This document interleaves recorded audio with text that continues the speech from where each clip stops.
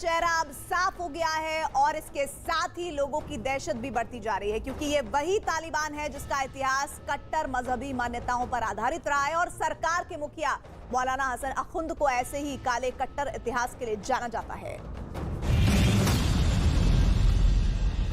अफगानिस्तान में 20 साल बाद एक बार फिर जिस तालिबान सरकार का गठन होने जा रहा है, उसका मुखिया एक ऐसे रहस्यमयी शख्स को बनाया गया है जिसका नाम अफगानिस्तान में विनाशकारी सोच से भरा हुआ है। जिस शख्स का चेहरा पिछले 2 दशकों में किसी ने नहीं देखा, जिस शख्स का नाम अब तक चली अमेरिकी जंग से लेकर तालिबान की वापसी तक चर्चा में नहीं आया, वो अखुंद तालिबानी सरकार का मुखिया बनकर 2001 का वही काला इतिहास दोहराएगा। ये वही मुल्ला मोहम्मद हसन अखुंद है जो अमेरिका ही नहीं बल्कि यूएन की लिस्ट में मोस्ट वांटेड आतंकी के तौर पर दर्ज है।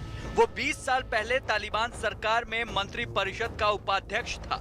इसी ने 2001 में अफगानिस्तान के बामियान में बुद्ध प्रतिमाएं तुड़वाई थी। बुद्ध प्रतिमाओं को तोड़ने का आदेश जारी करते हुए मुल्ला मोहम्मद हसन अखुंद ने उनको इस्लाम के खिलाफ बताया था।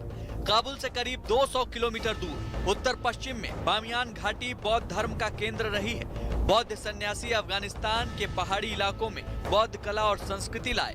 6ठी शताब्दी के लाल रेतीले पत्थर की बड़ी बड़ी चट्टानों को तराशकर बुद्ध की 2 प्रतिमाएं बनाई गईं। एक प्रतिमा 38 मीटर और दूसरी प्रतिमा 55 मीटर ऊंची थी। लेकिन 2001 में जब तालिबान सत्ता में आए तो उन्होंने बुद्ध की दोनों प्रतिमाएं तुड़वा दी। उस वक्त दोनों प्रतिमाओं को डायनामाइट लगाकर उड़ाया गया था। इतना ही नहीं, तालिबान लड़ाकों ने बुद्ध प्रतिमाओं पर तोप से गोले भी दागे थे। अफगानिस्तान में बनने जा रही तालिबान सरकार का चेहरा जैसे जैसे उजागर हो रहा है, वैसे वैसे ही उनका नकाब भी उतरता जा रहा है।